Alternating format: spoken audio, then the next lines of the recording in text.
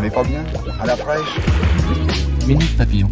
Bonjour, c'est Anne-Laetitia Béraud, bienvenue dans Minute Papillon, le flash de midi 20 du jeudi 22 novembre. Gilets jaunes, 6e jour de mobilisation sur les routes, globalement en recul avant un rendez-vous fixé samedi à Paris contre les hausses des carburants.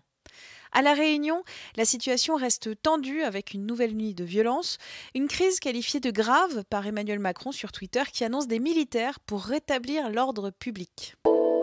La contrôleure des prisons, Adeline Hazan, s'alarme des conditions de détenue des personnes âgées et handicapées. Dans un avis, elle recommande que leur peine soit le plus souvent possible effectuée en milieu ouvert.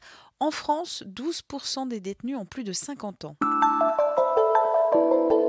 Sa démission surprise du gouvernement avait scotché ses collègues. 3 mois après, Nicolas Hulot sort de son silence ce soir dans l'émission politique sur France 2.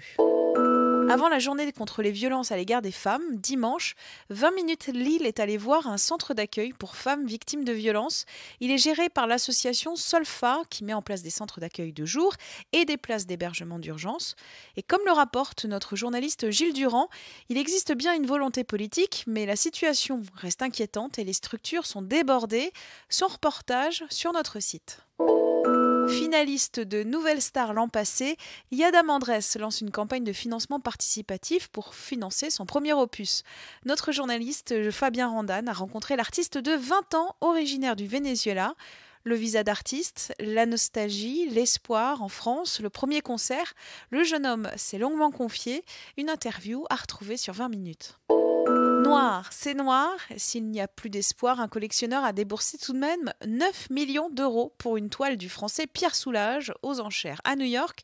Un record pour l'artiste aveyronnais de 98 ans. Minute Papillon, rendez-vous ce soir 18h20 avec de nouvelles infos.